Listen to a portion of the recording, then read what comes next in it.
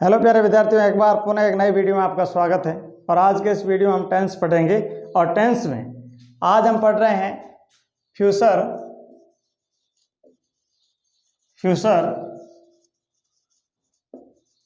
Continuous tense. ये future का दूसरा भाग फ्यूचर कॉन्टिन्यूअस टेंस। पिछले वीडियो हमने फ्यूचर इंडेफिनिट टेंस के यूज पढ़े और वो तो आप समझ में आ गए होंगे। अब आज का वीडियो और आज का लेसन फ्यूचर कॉन्टिन्यूअस टेंस। इस टेंस की जो आइडेंटिफिकेशन है वो समझ लेते हैं हम पहले, क्योंकि उसके बिना टेंस पढ़ना या फिर सीधे सेंटेंस बनाना सही नहीं रहेगा। आइडेंटिफिकेशन में हिंदी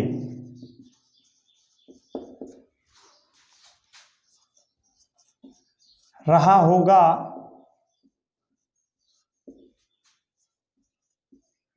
रहे होगे,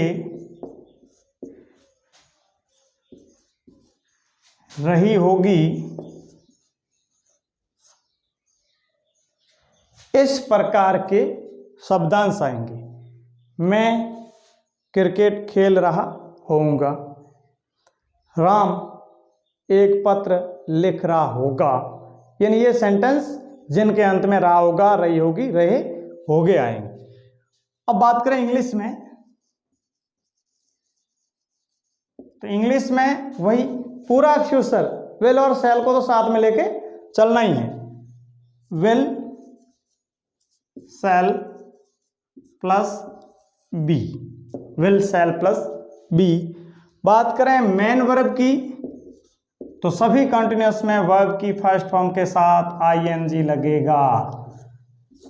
याद रखें, जो मेन वर्ब है, जितने भी कंटिन्यूअस लगते हैं, हर कंटिन्यूअस जो कि एक टेंस में दो कंटिन्यूअस, दो छह, तो मतलब सब कंटिन्यूअस में जो मेन वर्ब आएगी वो वर्ब की फर्स्ट फॉर्म के साथ आईएनजी ही आएगी। अब अगर रहा होगा, रही होगी, रहे होंगे, ये तो है सामान्य वाक्य। अगर हम टेंस पढ़ रहे हैं तो इसका मतलब हमें खास तौर से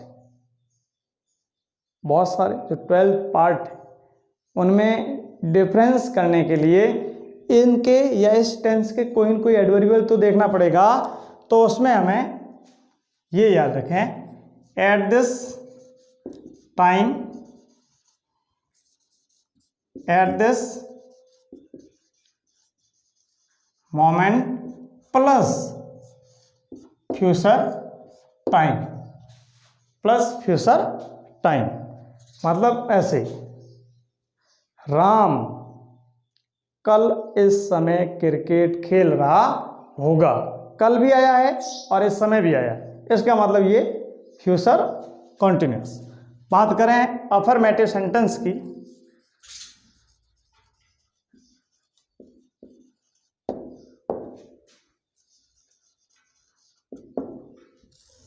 सबसे पहले सब्जेक्ट, उसके बाद में will, shall, be plus verb की फर्स्ट फॉर्म के साथ आईएनजी, ऑब्जेक्ट, एडवर्बियल और फुल स्टॉप। ये सेंटेंस, राम कल इस समय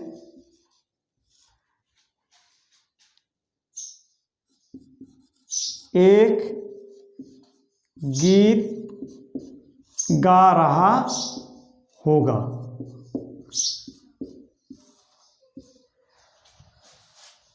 राम कल इस समय एक गीत गा रहा होगा। अब सब्जेक्ट लाइए पहले, तो सब्जेक्ट राम है तो हम राम लिख देंगे, राम। अब वही आई और वी के अलावा कुछ भी आए, विल भरना है, विल बी कंपलसरी है, तो राम विल बी। अब वर्ब देखना है, क्या है, गा रहा, तो गाने को सिंग, सिंग के साथ आईएनजी, सिंगिंग, ये singing, Ram will be singing. अब ऑब्जेक्ट लाना है, क्या गा रहा है, एक गीत, अ सॉन्ग, हाँ सॉन्ग आ गया।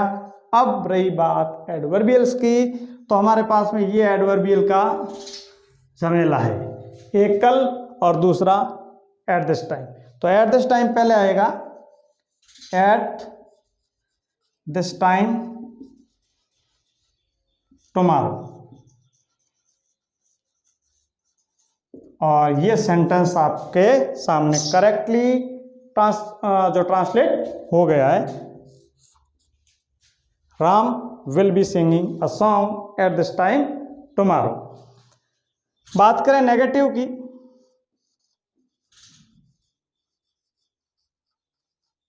नेगेटिव सेंटेंस,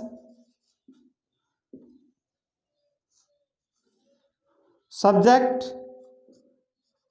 विल, शैल, हमेशा हमेशा हमेशा, कोई भी टेंस आए, कैसा भी आए, अगर हेल्पिंग वर्ब और मेन वर्ब दो ही है तो दोनों के बीच में नॉट, हेल्पिंग वर्ब ज्यादा है तो पहले हेल्पिंग वर्ब के बाद not, not plus be plus verb की फर्स्ट फॉर्म के साथ आईएनजी और फिर एडवर्बियल और फुल स्टॉप। जैसे तुम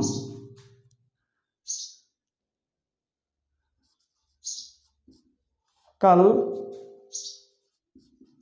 इस क्षण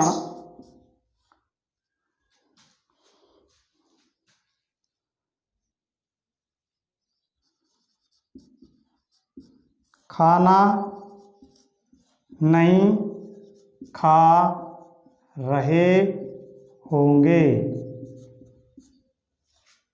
ये सेंटेंस, तुम कल इस क्षण खाना नहीं खा रहे होंगे। इस सेंटेंस को हमें इंग्लिश में बनाना है, तो सब्जेक्ट तुम के लिए यू, यू के साथ में विल, विल, फिर नॉट, फिर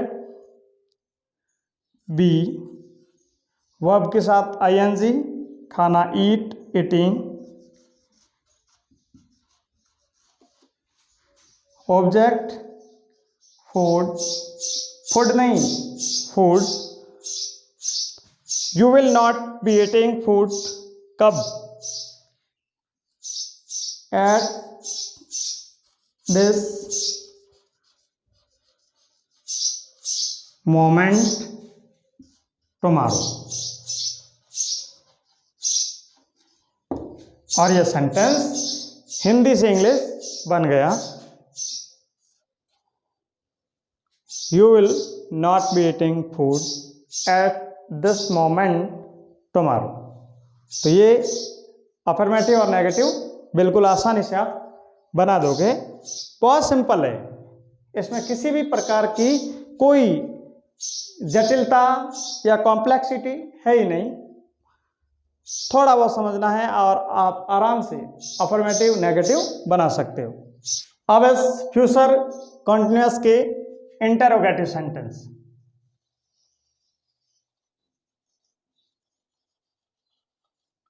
इंटरोगेटिव सेंटेंस उन्हें कैसे बनाएं। पहला will, shall plus subject be, verb की फर्स्ट फॉर्म के साथ आईएनजी और ऑब्जेक्ट और एडवर्बियल क्वेश्चन मार्क। ये वो सेंटेंस जो क्या से प्रारंभ हो या फिर जिनके आंसर यस यस और नो में आए। दूसरा, इनके साथ डब्ल्यूएस वर्ड और फिर वही पहला structure will, shall plus subject be plus verb की फर्स्ट फॉर्म के साथ आईएनजी, ऑब्जेक्ट, एडवर्बियल और क्वेश्चन मार्क। ये रहेगा इंटरोगेटिव सेंटेंस। जैसे क्या रोहन कल इस समय क्रिकेट खेलेगा? क्रिकेट खेलेगा और क्वेश्चन मार्क। अब इस सेंटेंस में ये पहली बात तो क्या आया, सेंटेंस किससे शुरू हो रहा है? क्या से। इसका मतलब जो फर्स्ट टाइप है उसके अनुसार बनेगा। तो फिर हमें देखना है विल या शैल लाने के लिए सब्जेक्ट को। सब्जेक्ट रोहन है, रोहन के लिए विल, विल सब्जेक्ट रोहन, फिर be will Rohan be, verb की फर्स्ट फॉर्म के साथ आईएनजी प्लेइंग, ऑब्जेक्ट क्रिकेट, कब एट दिस टाइम टुमारो, और ये क्वेश्चन बन गया, यानी हिंदी टू इंग्लिश ट्रांसलेट हो गया।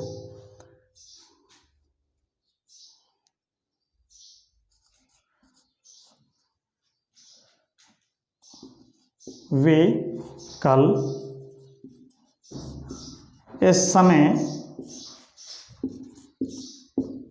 क्या कर रहे होंगे? यस।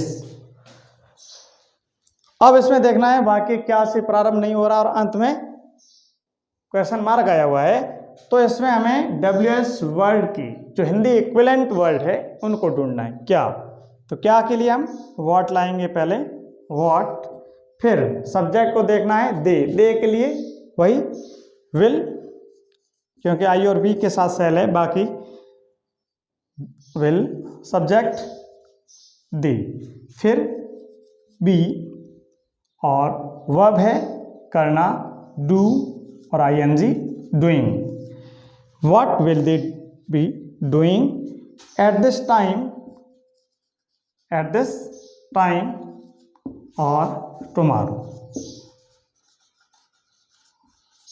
और क्वेश्चन मार्क। तो ये इंटरोगेटिव सेंटेंस बड़े आसानी से इस प्रकार दोनों टाइप के सेंटेंस जो हेल्पिंग वर्ब से प्रारंभ हो वो भी, और जो WH वर्ड से प्रारंभ हो, बड़े आसानी से इस टेंस के ये सेंटेंस बनाए जा सकते हैं। तो बस उम्मीद है आज का वीडियो भी पसंद आया होगा, क्योंकि ये आराम से आप फ्यूचर कंटिन्यूअस टेंस सीख गए हैं। Thank you for watching today's video. Thanks.